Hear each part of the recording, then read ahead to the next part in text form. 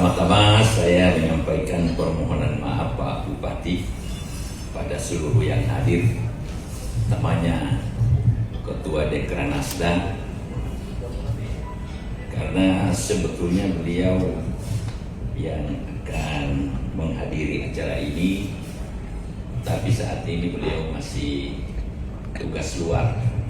Insyaallah hari Minggu atau hari Senin mungkin sudah ada di tempat.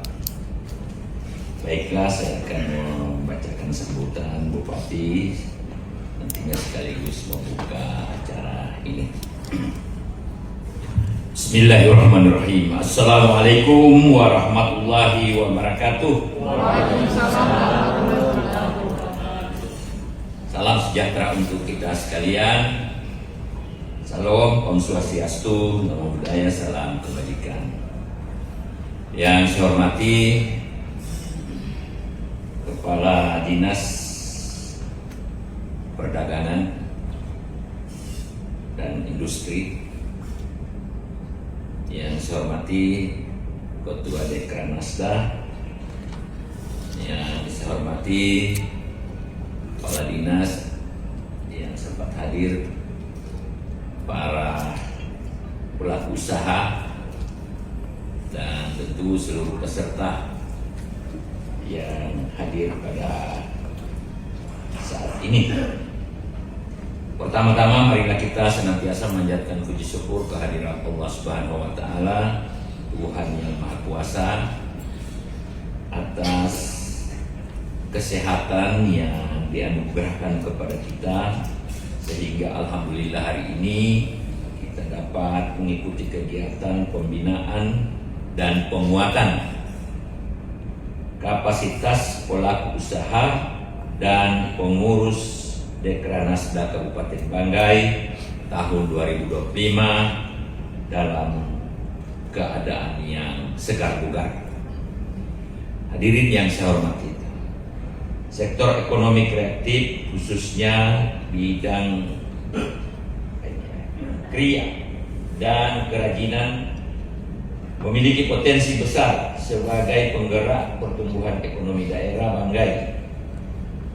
Tentu sebagaimana kita ketahui, kita memiliki kekayaan tradisi seni, budaya, dan kearifan lokal yang luar biasa, yang bila dikelola dan dikembangkan secara kreatif akan memberikan nilai tambah bagi produk kerajinan dan tentu meningkatkan nilai tambah bagi masyarakat. Kehadiran Dekranasda sebagai mitra strategis pemerintah daerah memegang peran penting dalam mendorong pengembangan industri kerajinan, mulai dari pembinaan pelaku usaha, peningkatan kualitas produk, pemasaran, hingga perluasan jaringan usaha. Melalui kegiatan ini, saya berharap para pelaku usaha dan pengurus Dekranasda mendapatkan pemahaman yang lebih baik, kreativitas lebih tinggi, dan keterampilan yang semakin kuat dalam mengelola usaha capacity building yang dilakukan pada hari ini. Bukan hanya untuk menambah ilmu, tetapi juga agar mampu bersaing di pasar modern, nasional maupun global. Bapak Ibu hadirin yang saya banggakan, selama ini pelaku usaha kriya di Kabupaten Banggai telah menunjukkan karya-karya kreatif yang membanggakan, mulai dari kerajinan berbahan kayu, rotan, eceng gondok, kain tenun, hingga berbagai produk olahan tradisional lainnya. Namun tantangan ke depan akan semakin besar. Saya tambahkan tadi ada yang dibilang sama dengan rotan. Nah, apa namanya itu?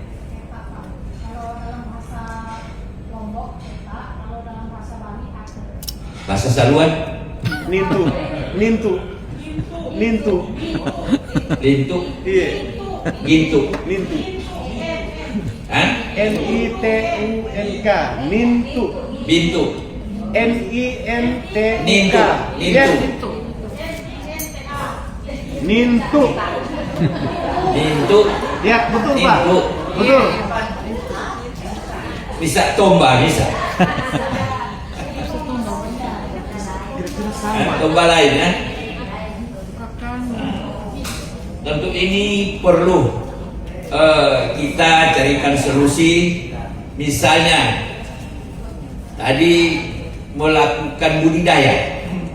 Kalau bisa dibudidayakan. Karena informasi tadi dari Ibu Ketua bahwa itu sangat menjanjikan kalau diolah secara lebih baik, dan tentu untuk bahan-bahan potensinya sangat banyak mungkin di sini. Tapi kalau lebih mudah lagi kalau kita budidayakan, kalau kita budidayakan, karena tanah Kabupaten Banggai ini sangat subur mungkin dengan tanaman-tanaman seperti itu.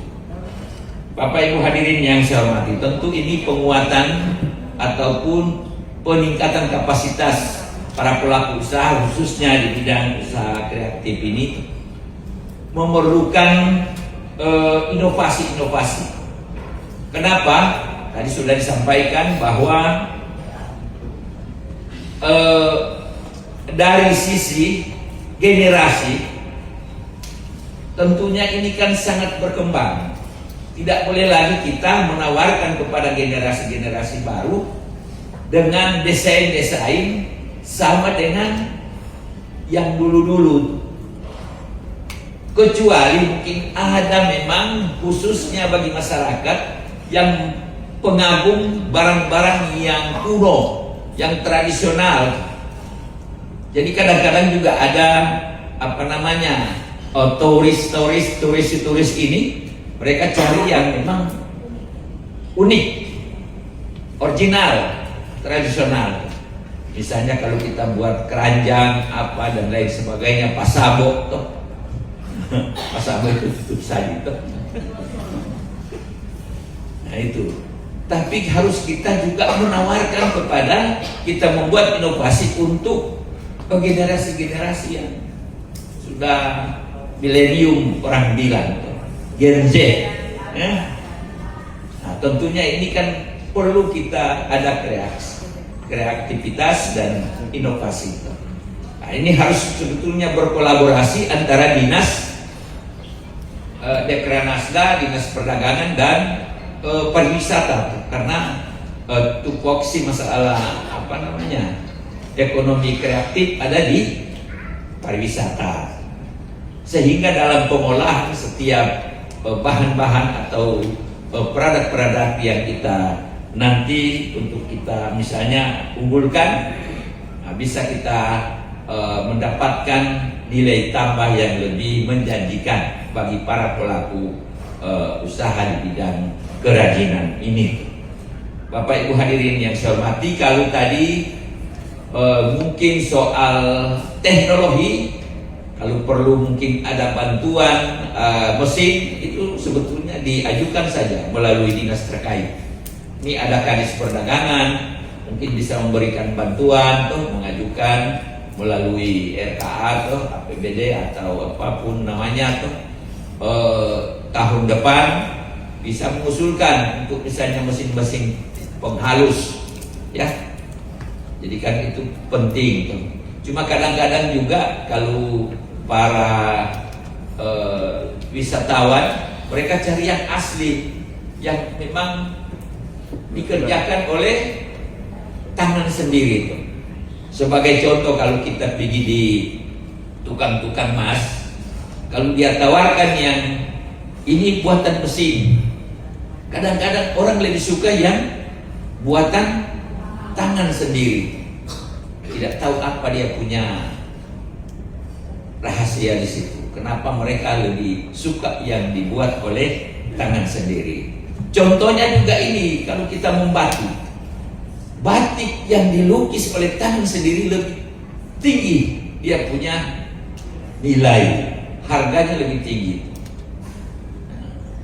Jadi kadang-kadang kalau kita tanya, kita coba masuk biasa saya itu yang banyak batik itu di kalau ke Jakarta itu di Sarina. Kadang-kadang kita lihat itu harganya murah. Tanya ini, dia bilang batik tulis. Begitu ditanya ini berapa satu, dia bilang 8 juta. Langsung mundur. Saya langsung kali-kali itu. Kalau 8 juta, kalau saya beli yang 200.000, berapa biji itu? Nah, akhirnya mundur tuh. Kita cari yang di Senen. Di Senen ini 200.000, so bagus tuh. Macam ini 100 berapa ini 139.000. Asal bilang lebih baik ini saja supaya. Bayangkan kalau dari 8 juta lebih baik kalau 139 seberapa karung itu di bawah. Nah, artinya apa ini saya ceritakan? Bahwa kadang-kadang orang lebih suka bagi ekonomi yang sudah kuat, dia cari yang buatan tangan sendiri. Nah, memang kalau produksi massal untuk pasaran di umum, ya itu tadi yang melalui mungkin pengolahan mesin. Nah, oleh karenanya ini harus dipelajari semua toh. Nah, saya minta tadi karena kita ini tadi informasi mungkin sangat ada kesulitan tentang pelatih ya. Nah, ini saya harapkan kepada Dinas Perdagangan supaya membuat salah satu kegiatan untuk kita melakukan latihan para pelatih. Tadi saya baru buka di Dinas Pemuda dan Olahraga, sementara melakukan juga kegiatan pembinaan melatih para pelatih olahraga. Jadi didatangkan para narasumber ya untuk melatih pelatih. Jadi bukan melatih pelaku, bukan. Melatih pelatih, nanti para pelatih ini yang sudah akan mendapatkan sertifikat, ya sertifikat. Nah, inilah yang akan melakukan pelatihan kepada semua masyarakat yang tentunya berkepentingan. Ya, kalau misalnya kita lakukan di sini satu angkatan, taruhlah 40 orang ya, kita datangkan memang yang ahli-ahlinya.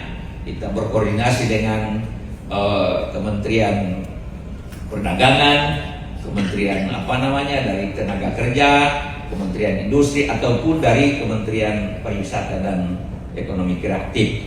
Kita datangkan mereka atau mungkin sudah ada mitra-mitra ya yang ditunjuk oleh kementerian, ya mereka bisa didatangkan untuk melatih pelatih. Sehingga diharapkan dengan semakin banyak para pelatih, mudah-mudahan para pelaku usaha kita yang ada di Kabupaten Banggai semakin banyak, dan para peminat saya kira akan semakin juga meminati usaha-usaha yang berkaitan dengan kerajinan. Saya ingin sampaikan bahwa memang sebetulnya misalnya kerajinan yang dari rotan. Dulu karena kan kalau kita bicara lagi dulu itu sebetulnya banyak sekali orang-orang tua kita yang luar biasa dia kalau melakukan misalnya membuat bahan-bahan yang bisa kita gunakan tapi bahannya dari rotan. Tadi saya sudah sampaikan dan tadi sudah ditayangkan tuh, misalnya keranjang-keranjang, tas. Nah, tikar ini sekarang tikar sekuran ini. Dulu banyak sekali tikar yang biasa dibuat dari apa? Ya anyaman tikar itu dari bahan yang semacam apa? Pandan itu. Pandan apa itu DP nama tuh? Pandan hutan. Toda. Nah, toda. Dari toda. Ini toda ini. Nah, cuma kan toda sekarang juga sudah susah dicari itu. Karena sudah mungkin banyak perkebunan-perkebunan yang tentu sehingga yang dibuka sehingga tumbuhan pondan itu sudah dimusnahkan, diganti dengan cingke, diganti dengan kelapa, diganti dengan ini jagung dan lain sebagainya. Mudah-mudahan insya Allah setelah acara ini semua yang hadir, utamanya para pelaku usaha, dan kemudian sesuai dengan harapan Pak Bupati agar apa yang sudah kita lakukan sekarang ini perlu terus ditingkatkan, karena sesuai dengan visi misi pemerintah daerah Kabupaten Banggai, utamanya berkaitan dengan masalah yang terkait dengan peningkatan sumber daya manusia, tentu terkait juga dengan peningkatan sumber daya manusia di bidang pelaku usaha ini. Banyak tentu kegiatan-kegiatan yang sudah kita lakukan, dan mudah-mudahan ini bisa memberikan kontribusi yang luas terhadap peningkatan pendapatan masyarakat. Dengan demikian juga insya Allah akan memberikan kontribusi terhadap pertumbuhan ekonomi yang ada di Kabupaten Banggai tercinta ini. Akhirnya dengan ucapan Bismillahirrahmanirrahim, acara ini saya nyatakan dibuka dengan resmi. Sekian dan terima kasih. Wabillahi taufiq wal hidayah. Wassalamualaikum warahmatullahi wabarakatuh. Bupati Banggai Haji Amiruddin Tamorekan. Duduk sendirian menunggu kekasih. Cukup sekian dan terima kasih.